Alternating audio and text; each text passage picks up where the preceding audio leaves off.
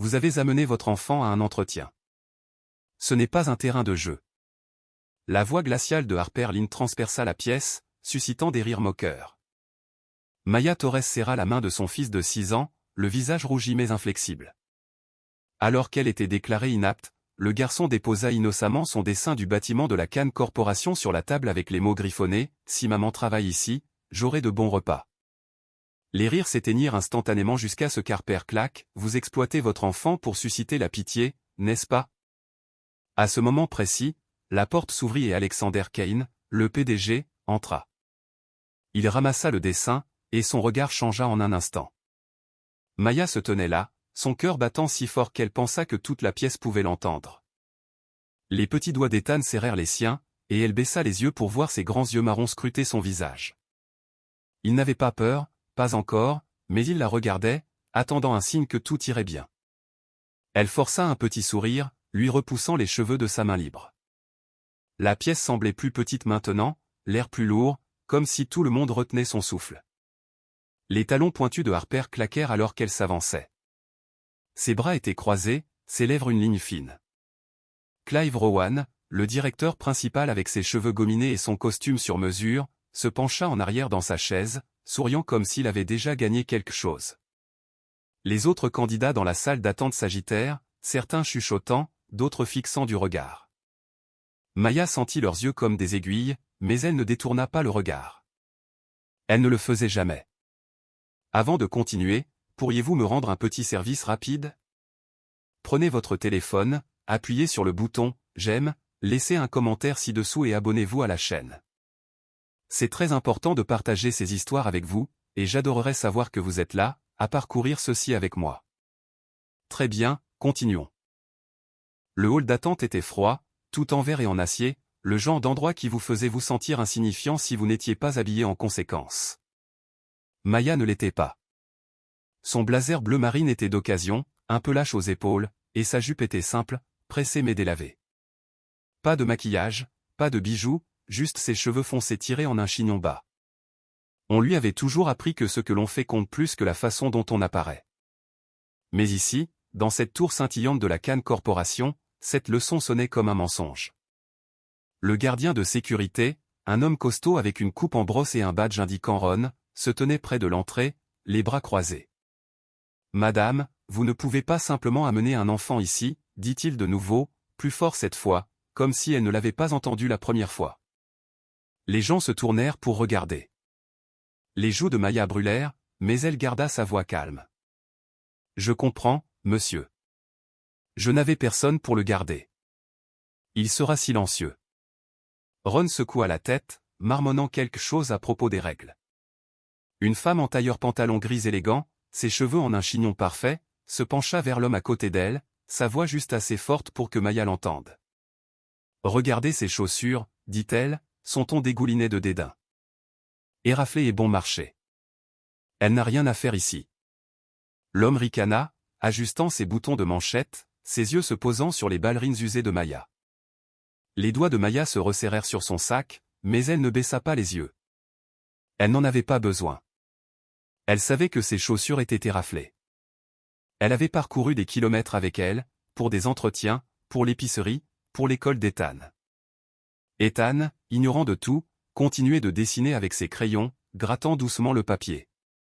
Maya serra la mâchoire, mais garda son visage impassible, les yeux fixés sur les portes vitrées devant elle, s'efforçant de rester calme. Ethan était assis en tailleur sur le sol à côté d'elle, son petit sac à dos ouvert, sortant un morceau de papier froissé et une boîte de crayons. Il était concentré, la langue sortie alors qu'il dessinait. Maya le regarda, sa poitrine se serrant. Elle lui avait promis un petit déjeuner, mais tout ce qu'ils avaient eu était la moitié d'une barre granola partagée entre eux dans le bus. Il ne s'était pas plaint, avait juste souri et dit « C'est bon, maman ». C'est ce qui la touchait, sa confiance, sa conviction qu'elle pouvait tout arranger. Elle ajusta son sac sur son épaule, le poids de son CV à l'intérieur lui semblant plus lourd qu'il ne l'aurait dû. Elle avait passé des semaines à préparer cet entretien, mémorisant l'histoire de l'entreprise, répétant ses réponses. Elle était prête. Mais maintenant, assise ici, elle avait l'impression de déjà perdre. Alors que Maya était assise, un jeune homme en chemise blanche impeccable, sa cravate nouée trop serrée, l'approcha. C'était un autre candidat, son dossier sous le bras, ses yeux fuyant nerveusement.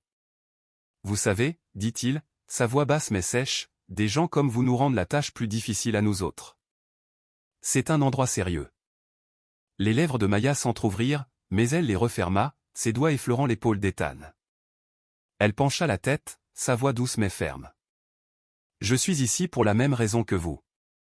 L'homme cligna des yeux, pris au dépourvu, et recula, sa confiance vacillant.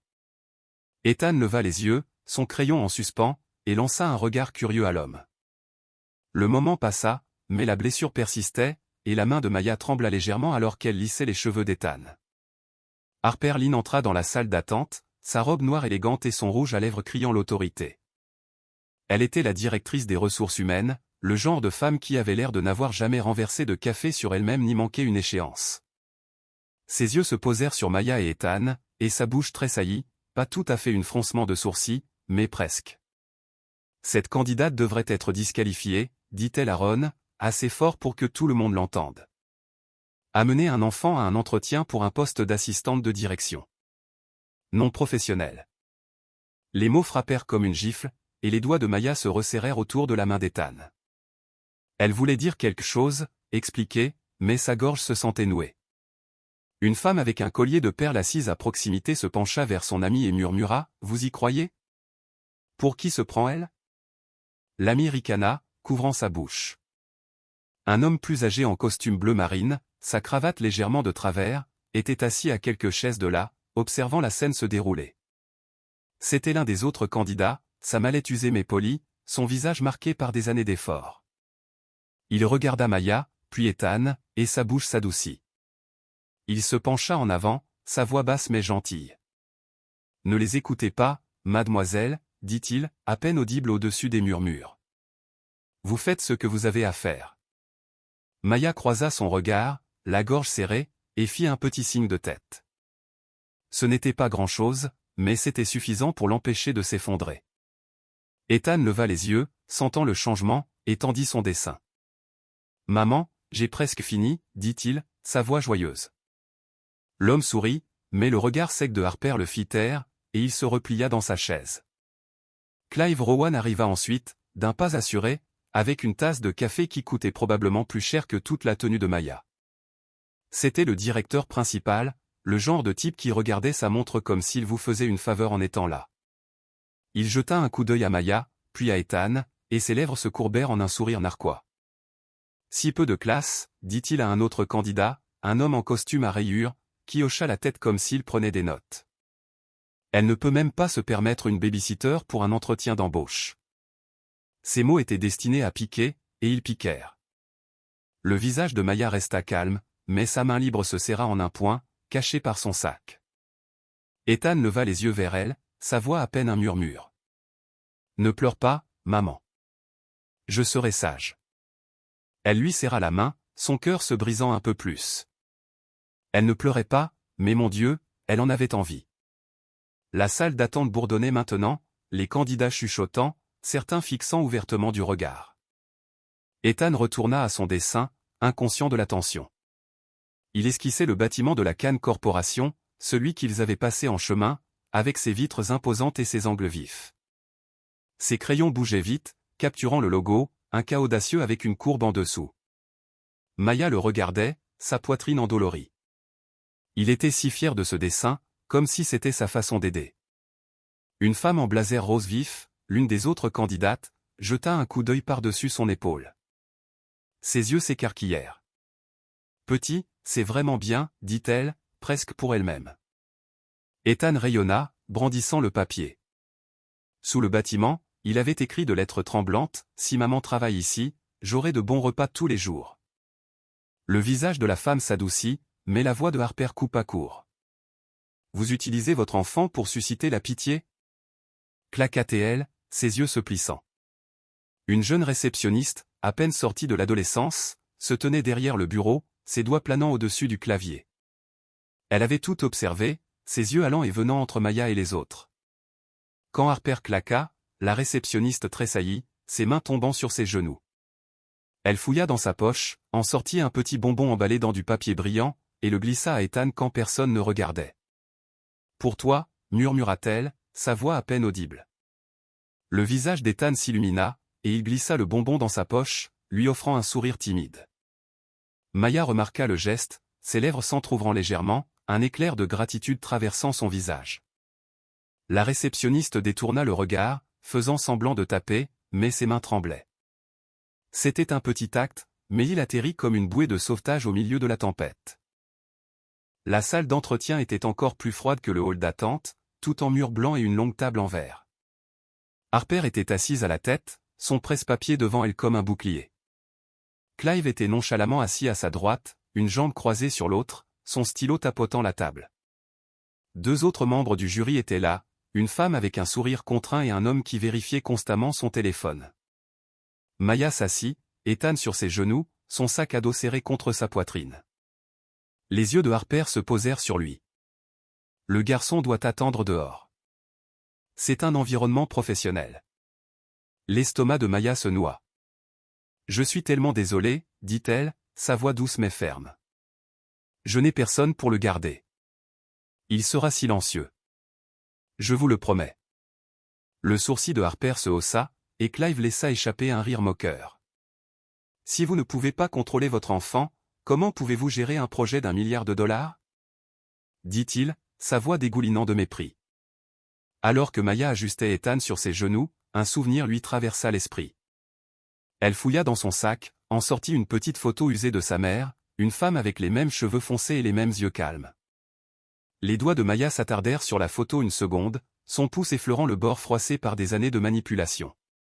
Elle la rangea rapidement, mais pas avant que la femme au sourire contraint ne le remarque, ses lèvres se pinçant comme si elle avait surpris Maya en faute. « C'est censé nous faire de la peine » demanda la femme, sa voix sèche mais curieuse.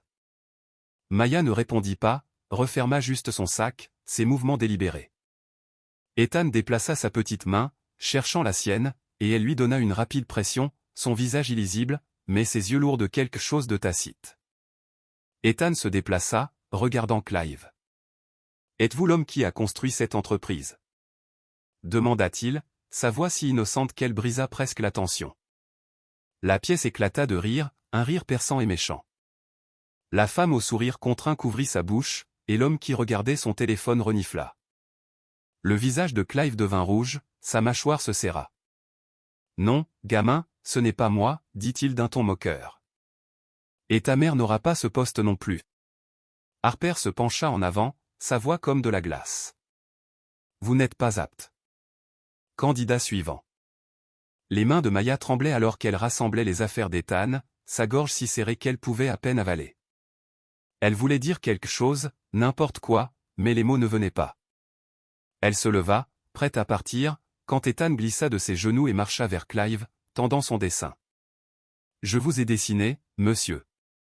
Regardez. » Le rire de la pièce s'arrêta brusquement quand le dessin d'Ethan atterrit sur la table.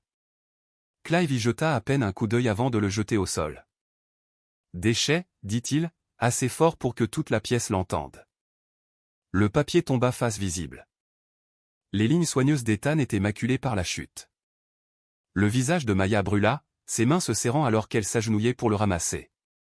L'assistante, une jeune femme avec des lunettes et un sourire nerveux, le ramassa la première.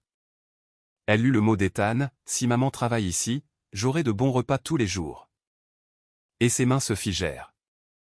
Elle regarda Maya, puis le jury, sa bouche s'ouvrant comme si elle voulait dire quelque chose. La pièce devint silencieuse, l'air lourd de quelque chose de tacite. Maya se leva, serrant Ethan contre elle, sa voix à peine un murmure. « Allons-y, mon chéri. » Mais avant qu'elle ne puisse faire un pas, l'assistante éclaircit sa gorge, sa voix tremblante. « Ce dessin, ce n'est pas un déchet, dit-elle, le brandissant. C'est honnête. » Un concierge poussant un chariot dans le couloir s'arrêta devant la porte vitrée, ses yeux captant la scène. Il était plus âgé, son uniforme délavé, ses mains rugueuses par des années de travail. Il avait vu beaucoup de choses dans ce bâtiment, des affaires conclues, des égos meurtris, des gens mis de côté. Mais quelque chose dans le dos droit de Maya, la façon dont elle tenait la main d'Ethan, le fit s'arrêter. Il s'appuya contre son chariot, observant à travers la vitre, son visage illisible, mais ses yeux vifs. Quand Clive jeta le dessin, les mains du concierge se serrèrent sur la poignée du chariot, ses jointures blanchissant. Il ne dit pas un mot, resta juste là, un témoin silencieux. Maya croisa son regard une fraction de seconde, et ses épaules se redressèrent un peu plus, comme si elle avait emprunté un morceau de sa force. La porte s'ouvrit, et Alexander Kane entra, sa présence remplissant la pièce comme un nuage d'orage. Il était grand, large d'épaules, son costume immaculé, mais son visage fatigué, comme s'il venait juste de descendre d'un vol de nuit. Ses yeux parcoururent la pièce, se posant sur Maya et Ethan. « Que se passe-t-il ici » demanda-t-il, sa voix calme mais assez sèche pour couper le silence. Harper se leva, lissant sa robe, sa confiance vacillante. « Une candidate inapte, monsieur, dit-elle, désignant Maya. Elle a amené son enfant à l'entretien. » Le regard d'Alexander tomba sur le dessin dans les mains de l'assistante. Il le prit, ses doigts traçant les lignes, s'attardant sur le mot d'Ethan. Sa mâchoire se serra, et quand il leva les yeux, ils étaient différents, plus sombres, plus lourds. Dans le couloir juste derrière la vitre, un groupe d'employés s'était rassemblé, attirés par le remue-ménage. L'une d'entre elles, une femme d'âge mûr avec un cordon et une pile de dossiers, se pressa, ses yeux se plissant alors qu'elle observait les gestes vifs de Harper.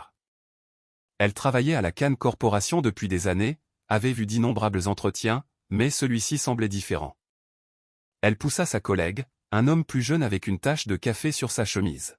« Le dessin de ce gamin, murmura-t-elle. Le logo est parfait. Comment un enfant de 6 ans fait-il ça ?» L'homme haussa les épaules, mais ses yeux restèrent fixés sur Maya. Quelque chose comme du respect vacilla dans son expression.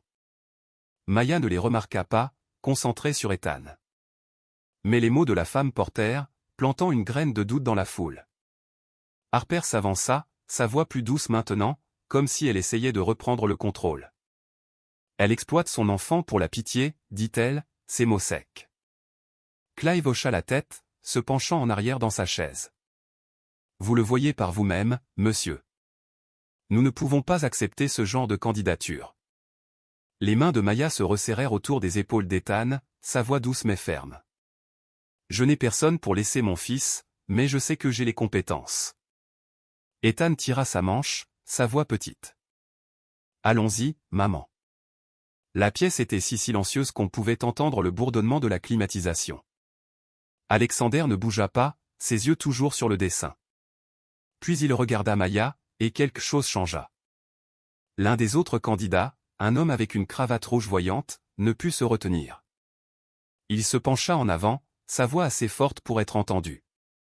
C'est une perte de temps, dit-il, désignant Maya.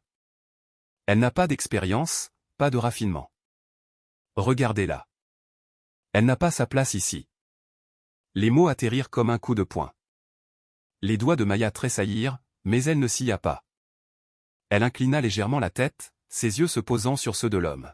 « Et vous pensez que crier vous qualifie » demanda-t-elle, sa voix si calme qu'elle réduisit la pièce au silence. Le visage de l'homme rougit, et il se recula, son aplomb s'effondra. Ethan lui serra la main plus fort, les yeux grands mais fiers. L'assistante avec les lunettes se mordit les lèvres, cachant un sourire. Les yeux d'Alexander se posèrent sur l'homme à la cravate rouge, puis revinrent à Maya. « Très intéressant, dit-il, sa voix basse, délibérée. Il y a 30 ans, j'étais le garçon assis dans un couloir pendant que ma mère suppliait pour un emploi. » La pièce se figea. Le visage de Harper pâlit, son presse-papier glissant légèrement de ses mains. Le sourire narquois de Clive disparut, son stylo s'arrêtant au milieu d'un tapotement. Les autres candidats observant depuis l'embrasure de la porte s'agitèrent inconfortablement. Les yeux d'Alexander se fixèrent sur Harper. « Vous venez de rejeter un reflet de moi-même. » Clive ouvrit la bouche pour argumenter. « Mais monsieur, ce n'est pas pratique. » Alexander le coupa, sa voix comme de l'acier. « Ce qui n'est pas pratique, c'est un conseil d'administration aveugle à la résilience. » Il se tourna vers Maya, son expression s'adoucissant juste un peu. « Dites-moi pourquoi vous êtes ici. » À l'extérieur de la pièce, la réceptionniste de tout à l'heure rôdait près de la porte, ses mains se tordant. Elle avait tout entendu, ses yeux se posant sur Maya tandis qu'Alexander parlait.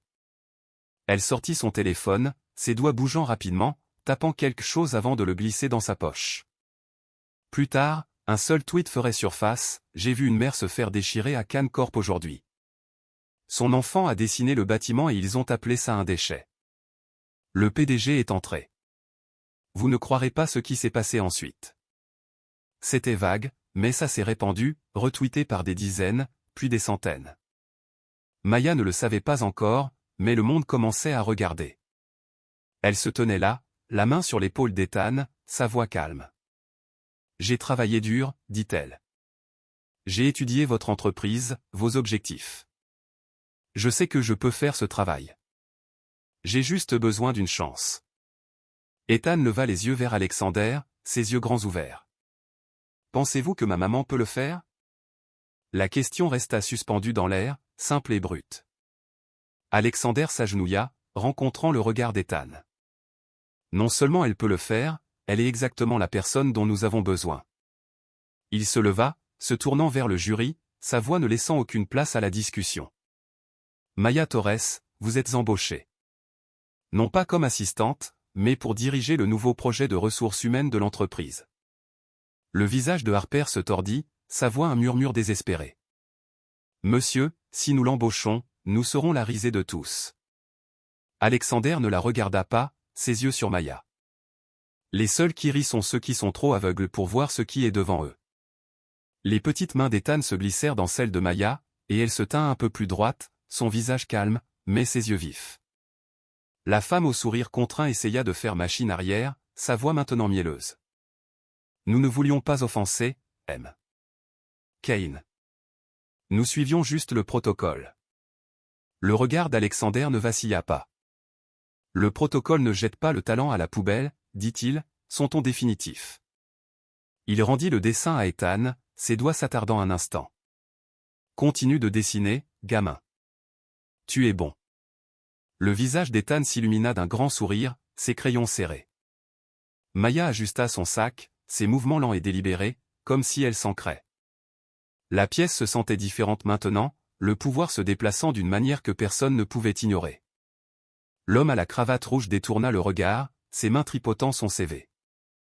L'assistante avec les lunettes se tint plus droite, ses yeux brillant d'une lueur d'espoir. Alors que Maya et Ethan quittaient la salle d'entretien, un gardien de sécurité, Paron, mais un plus jeune avec un visage aimable, leur tint la porte. Il avait été dans le couloir, écoutant toute la scène. « Madame, dit-il doucement, sa voix rauque d'émotion. J'ai aussi un enfant à la maison.